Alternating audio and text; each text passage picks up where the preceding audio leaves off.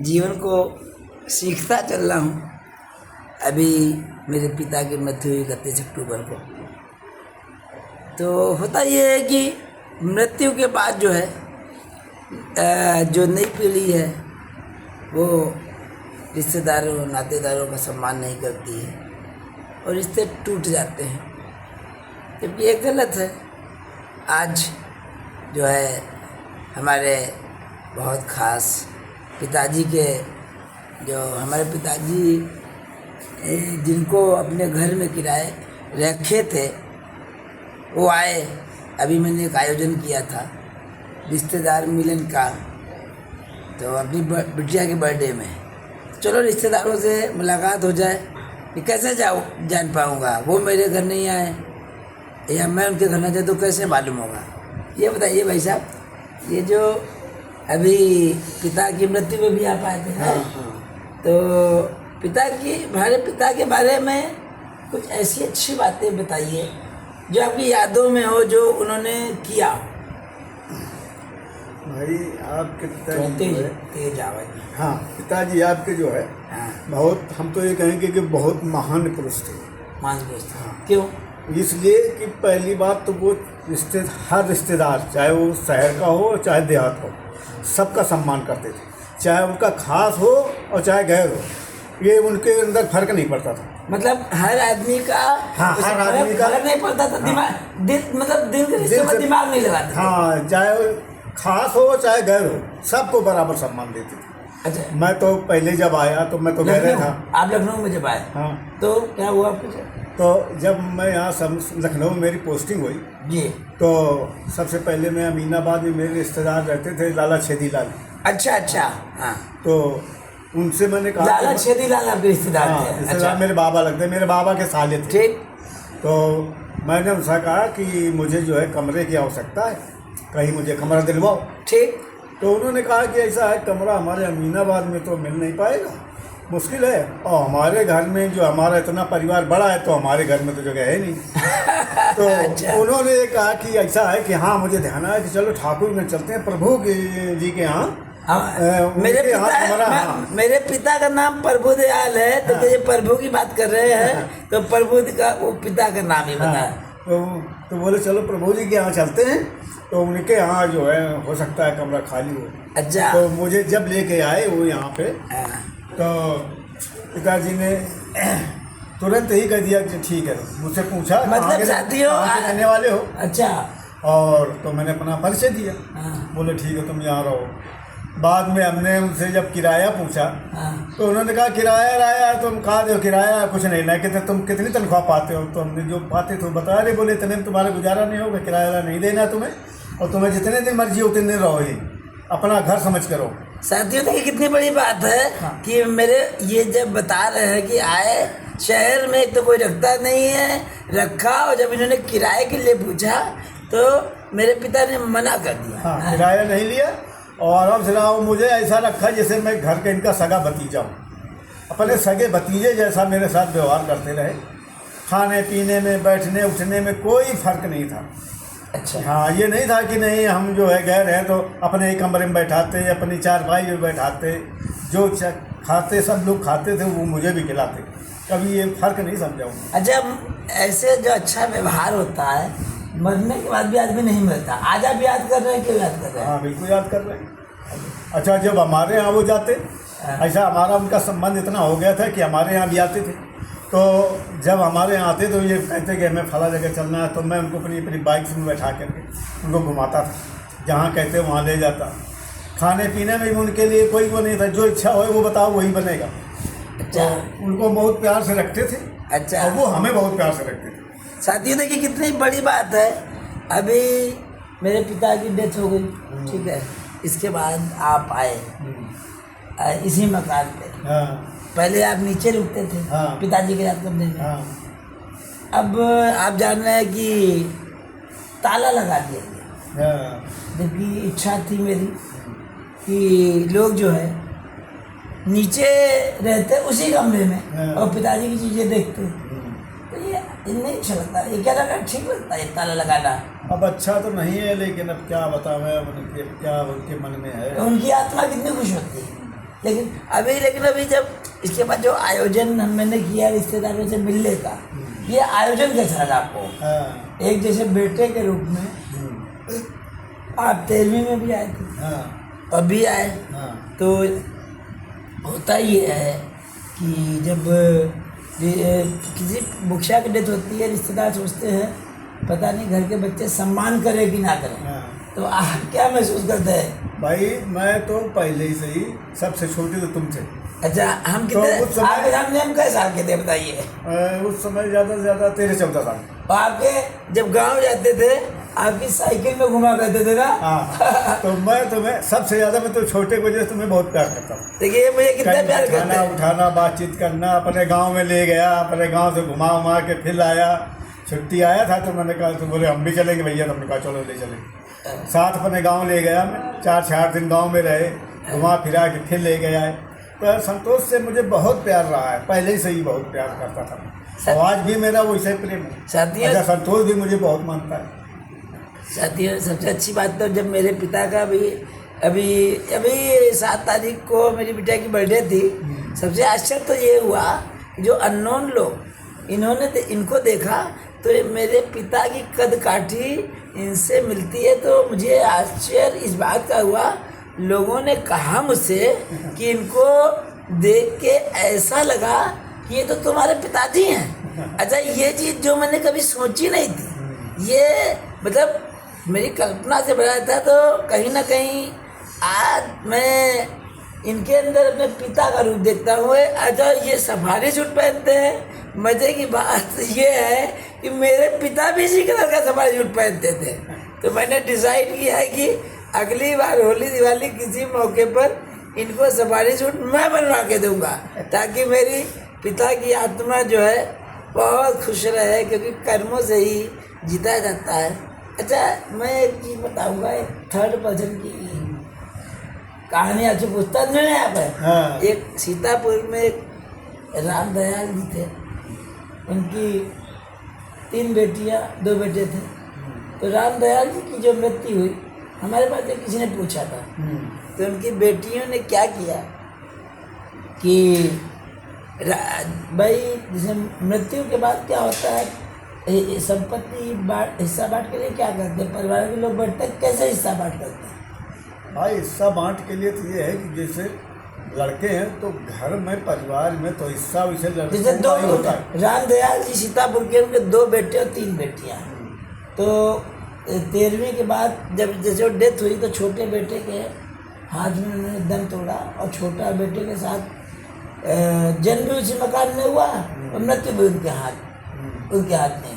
तो छोटे बेटे ने ही कभी पिता से अपने 1 रुपया लिया नहीं था, लेकिन पूरी जिम्मेदारियाँ पूरी की। तो जब ऐसे में जैसे डेथ हुई तो एक बेटी और एक बेटा साथ में रहता था, तो क्या करना चाहिए था, संपत्ति के लिए क्या करना चाहिए था 5 भाई बहनों को? भाई उसमें तो जो है संपत्ति, जो पिता की संपत्ति होती है जी, वो तो लड़कों की। अच्छा। लड़कियों के लिए तो नहीं, लेकिन कोर्ट तो कहता है कि रामदयाल जी ने अपनी एक बेटी को प्लाट दे रखा था, एक बेटी को मकान दे रखा था, और एक बेटी जो थोड़ा सा सुदृढ़ थी पैसे से, उसको उसके मकान था, 2 बच्चे कमाते थे मल्टीनेशनल कंपनी में। तो मैंने 5-7 लाख रुपए महीने की अर्निंग थी। तो पता नहीं रामदयाल जी ने वैसे इनडायरेक्ट जो भी किया थोड़ा बहुत, लेकिन जानकारी में नहीं है, तो बेटियों के लिए किया था। हाँ। तो ऐसी हालत में बेटियों को क्या करना चाहिए था भाइयों के साथ बैठ के? भाई बेटियों को तो देखो, बेटियों को तो उन्होंने अपने जीते जी बहुत कुछ किया था। हाँ, ठीक। उनके लिए प्लाट भी खरीदा था, और पैसा भी लगाया था, प्लाट बनवाया भी था, पढ़ाया लिखाया, नौकरी कराई, सब कुछ कराया। जो लड़कों के साथ में कराया वो बेटियों के साथ, उन्होंने लड़कों और बेटियों में कोई फर्क नहीं समझा था। तो उसी तरीके से बेटियों को भी खूब पढ़ाया लिखाया। अब ये किसी के भविष्य में क्या है ये तो कोई नहीं किसी को जानता है, ये तो अपने अपने कर्मों के अनुसार सब होता है। लेकिन जो पिता की संपत्ति होती है तो समाज, हमारी जो समाज है उसमें लड़कों का अधिकार होता है। मतलब कोर्ट का मायने नहीं रखता कि सबको मिलेगा, और समाज के मायने में रखता। समाज अलग चीज़ है, कोर्ट अलग चीज़ है। अच्छा। हाँ, कोर्ट की मान्यता अलग है और समाज की मान्यता अलग है, और मनुष्य सामाजिक प्राणी है। अच्छा। तो मनुष्य सामाजिक प्राणी होने के नाते जो समाज के नियम होते हैं उन्हीं के आधार पर मनुष्य को चलना पड़ता है। अच्छा। और जो समाज के नियमों के आधार पर नहीं चलता वो समाज से तिरस्कृत होता है, समाज उसको नहीं चाहती, समाज मतलब पसंद नहीं करेगा, पसंद नहीं करेगी। नहीं, लेकिन जैसे मान लीजिए रामदयाल जी की बड़ी बेटी उनके घर के पास रहती थी, तो जो उसके मन में थोड़ा लालच था, तो एक बेटी रामदयाल जी के पास रहकर सेवा करती थी, उसका ससुराल में निभा नहीं हो पाया, तो उसने जो है एक तरीके से रामदयाल जी की उस बेटी को मोहरा बना लिया और संपत्ति धीरे धीरे अपना ली। और जब रामदयाल जी की चूँकि पत्नी थी नहीं, जब मृत्यु हुई तो उसके बाद हुआ ये कि उनकी बड़ी बेटी और और उनके बेटे ने बिल्कुल जो बेटी सेवा करती थी उसको पूरी तरीके से अपने शिकंजे में करके मकान के पेपर ये वो रखा है पैसा, और कहा किसी से कोई बात नहीं करेंगे, किसी को कुछ नहीं देंगे। तो इससे जैसे दो भाइयों के रिश्ते तो जाहिर बात टूट जाएंगे जो 1-2 करोड़ की प्रॉपर्टी ली है। तो क्या ये लालच के बारे में क्या कहेंगे? लालच तो कहते हैं बुझी बलाई होती है जी। तो लालच तो ऐसा लालच नहीं होना चाहिए। लालच भाई तुम्हारा घर कमज़ोर नहीं है, तुम सक्षम हो, हर बात में सक्षम हो, सर्विस करती हो, पैसे में कोई कमी, तो तुम भाइयों के हिस्से पे जो है उनको नज़र नहीं लगानी चाहिए। ये हिस्सा भाइयों का है। और जो बेटी ने पिताजी की सेवा की उसका तो फर्ज बनता है, वो जीते जी उसका तो जो है व्यवस्था उसकी होनी चाहिए। तो उसके लिए उसके लिए तो छोटे भाई ने भी हमसे कहा कि हम उसके लिए 2 कमरे भी देंगे, जीवन भर का खर्चा देंगे, सब कुछ करेंगे उसके साथ। तो ये यही होना चाहिए और यही सही है।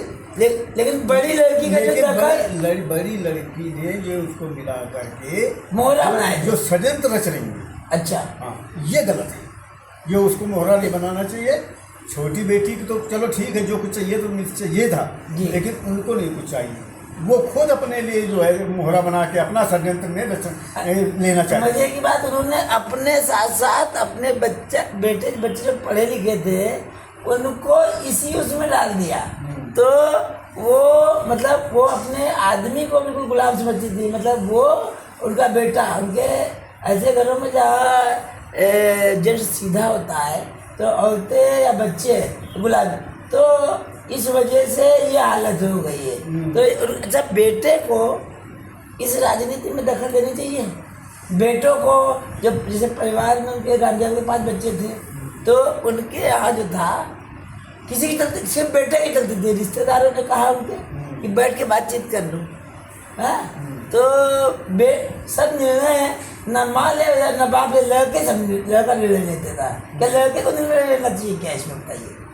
भाई जब पिता के न होने के बाद लड़के को तो निर्णय होता ही है। नहीं, उनकी बेटी जो है अपने परिवार में अपना निर्णय लेती थी, अपने बच्चे से निर्णय लेती। हाँ, तो बच्चा क्या होता है, आप खुद निर्णय लेना चाहिए, बच्चे से क्या मतलब बच्चा पूछने का मतलब। लेकिन उनके यहाँ तो जो निर्णय था इसलिए परिवार पूरा बिखर गया। उनका भाइयों से रिश्ता खत्म ही हो गया। वो तो खत्म तो इसलिए हो जाए कि जब गलत तरीके से चलोगी, समाज के जो नियम है उनके आधार पे तुम नहीं चल रही हो। समाज के नियम के आधार पे चलो तो बच्चे भाइयों से प्रेम रहता। अच्छा, जो मायका होता है एक लेडी के लिए, मायका काहे पे चलता है? मायके में हिस्से पे चलता है या भाइयों का प्यार सम्मान भाभियों पे उस पर चलता है? मायका चलता है प्रेम से। अच्छा, भाइयों की संपत्ति के लालच से मायका नहीं चलता है। अगर संपत्ति में लालच करो तो मायका बिल्कुल ही खत्म हो जाएगा। अच्छा। खत्म होने के साथ में दुश्मनी भी बन जाएगी। अच्छा। इसलिए भाइयों से हमेशा प्रेम से ही रहना चाहिए और प्रेम ही जोड़ता है भाई बहनों को। अच्छा, रक्षाबंधन ये सब जो रिश्ते होते हैं, एक तरफ तो जैसे रामदयाल जी का छोटा बेटा था, 50 साल अपनी बहन को उसने राखी बांधी, बिल्कुल माँ का दर्जा देता था। लेकिन बीच में जब मूड नहीं आया तो उन्होंने राखी बंद कर दिया और राखी साड़ी सस्ती है तो मुंह पर फेंक दिया, छोटी छोटी बातों पर गालियाँ देना चालू कर दिया। तो ये छोटी छोटी बातों पर छोटा भाई है, इस तरीके का व्यवहार करना चाहिए था क्या? नहीं, ऐसे मायका बनता है क्या? ये नहीं बनता, जैसे उन्होंने किया इस तरीके से नहीं बनता। अच्छा, मायका हमेशा प्रेम से निस्वार्थ बनता है। निस्वार्थ मतलब निस्वार्थ। अच्छा, निस्वार्थ हो और भाइयों पर विश्वास हो, और भाई जो हाथ उठा के दे दे बहन को, अच्छा, वो लेना चाहिए। ये नहीं कि जबरदस्ती भाइयों के संपत्ति में घुस जाओ, ये अच्छा, गलत है। अगर जबरदस्ती घुसेंगे तो क्या होगा? तो उसमें क्या होगा? जबरदस्ती वो कहेंगे हम, समाज के कई लोगों ने कहा कि बाकी चूंकि बहनों को दे चुके थे, कहा कि जो पुश्तैनी मकान है तो 2 मंजिल थी, तो कहा कि एक एक मंजिल दोनों भाइयों को दे दो, बहन जो आश्रित नहीं है उसको वो भी रहे। हाँ। छोटे भाई ने कहा हम जिंदगी भर लेंगे। हाँ। लेकिन उन्होंने क्या किया कि मकान का जो बड़े भाई का हिस्सा था, बड़े भाई के हिस्से पे लैट्रिन, हिस्से नहीं, मकान में नहीं, मकान में के 4 कमरों में और किचन में और लैट्रिन में उसमें ताला लगा दिया। ये और मजे की बात, उनकी लड़की जो रामदयाल जी की बड़ी लड़की थी, जिसका जीवन भर उसने शासन पास में रहती थी मकान के, तो अपना शासन चलाया। तो ये ताला लगाना, ये करना, इससे क्या मायका बन जाएगा क्या? इससे मायका नहीं बनेगा, इससे तो मायका टूट जाएगा। मायका टूट जाएगा, और जो छोटी लड़की जो भी ये कर रही है, वो भी अपना विश्वास, अपना भाइयों से प्रेम, वो भी अपना खो रही है।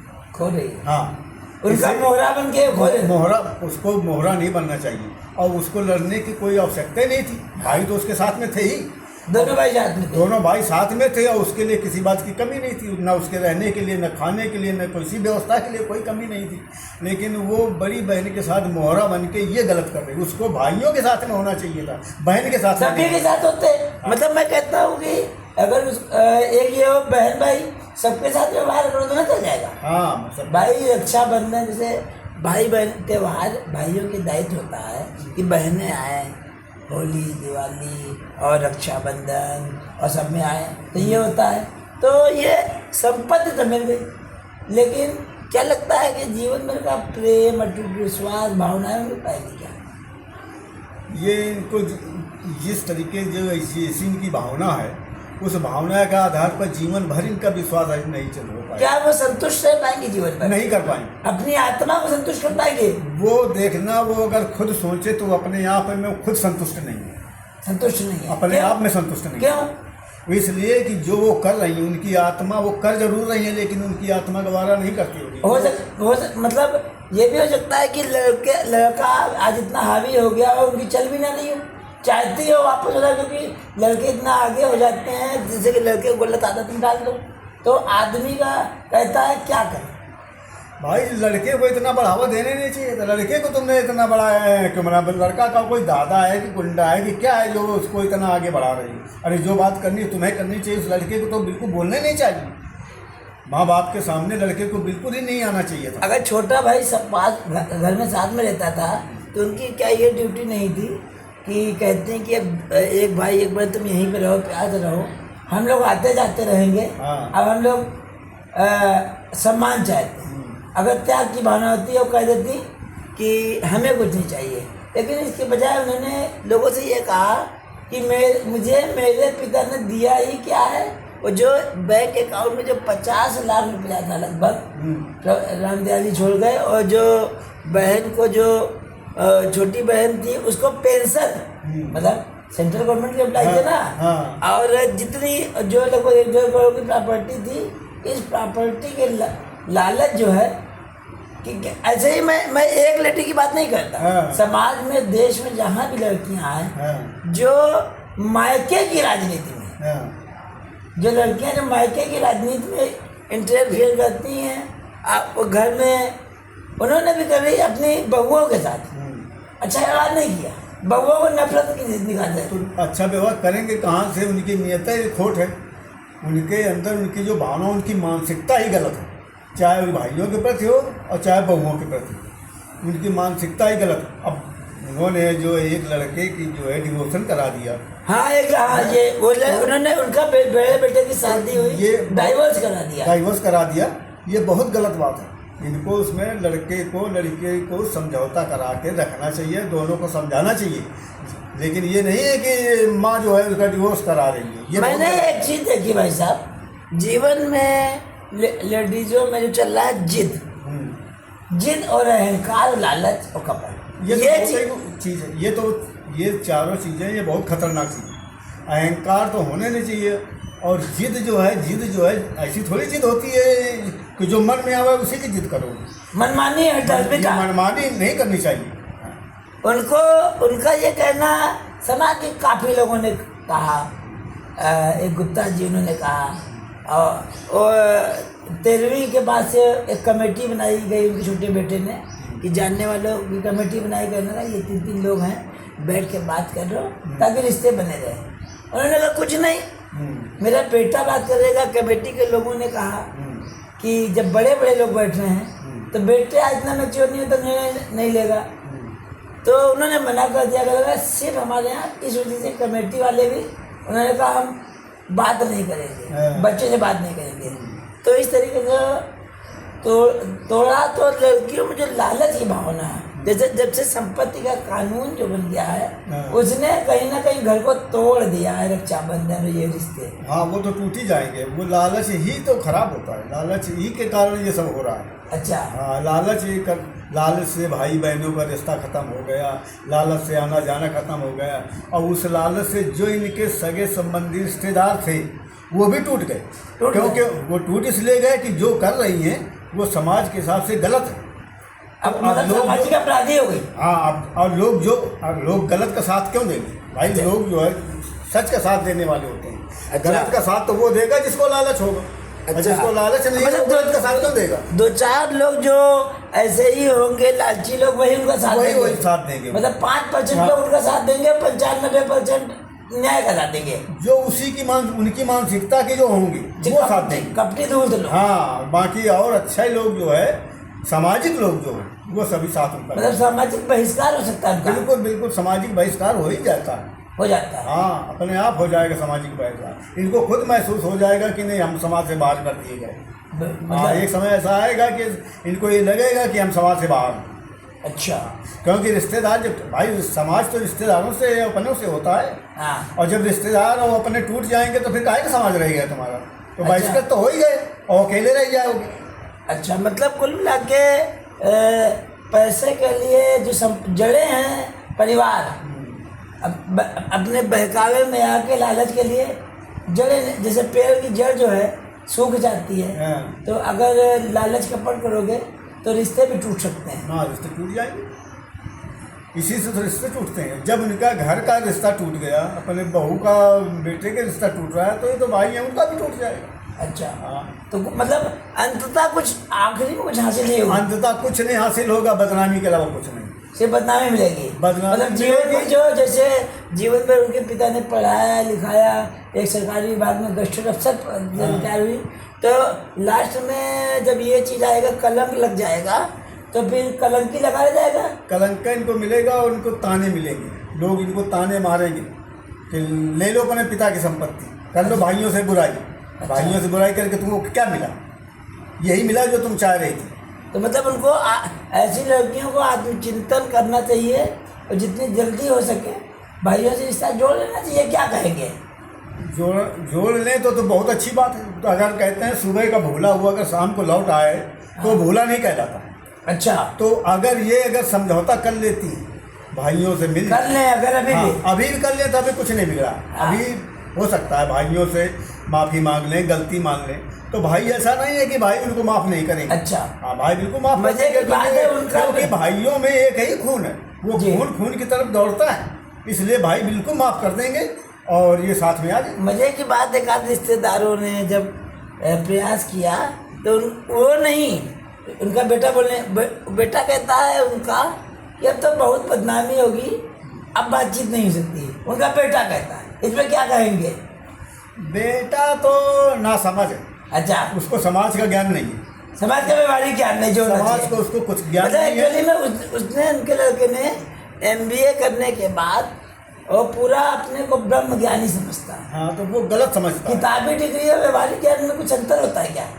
ये अहंकार है उसके अंदर, समझ नहीं है उसके अंदर। समझ होती तो ये बातें नहीं करता। अच्छा, हाँ, ये अहंकारी बातें हैं और मूर्खतापूर्ण बात है, सेचिल्ली वाली। और यहाँ तो उसके बोलने की कोई जगह ही नहीं। उसके बोले तो उसके माँ बाप बोले, उसको क्या जो उसे बोलने की? उसके पिता बोले, उसके पिता बोले, उसकी माँ बोले, हाँ। कि उनको जो सच्चा में वो बोले, हाँ। तुम तो कुछ है नहीं हो, तुम्हारा तो कोई मतलब नहीं है वहाँ बोलने। तुम्हारा वजूद क्या है? वजूद क्या है? के हाँ। आपको कहना है कि समाज के में जो जैसे हमारे पिता के रहते तक मेरा कोई वजूद नहीं था, समझ रहे हैं? हाँ। अब पिता की मृत्यु हो गई, हाँ। मैं आना मजबूरी है। पिता के रहते आप जानते हैं कि इतना मेरी दायित्व नहीं था, लेकिन अब मजबूरी है। अब हमारा लड़का नहीं बोल सकता हमारे आगे। हाँ। ये जो परंपराएं बनाई गई आखिर बनाई क्यों गई है? इसलिए तो बनाई गई है कि अभी आप सीखो, जब जरूरत पड़े तभी तो करना है। हाँ भाई, ये परंपराओं के से ही तो आदमी सीखता है। बच्चे परंपराओं से तो सीखते नहीं, बच्चे क्या जाने।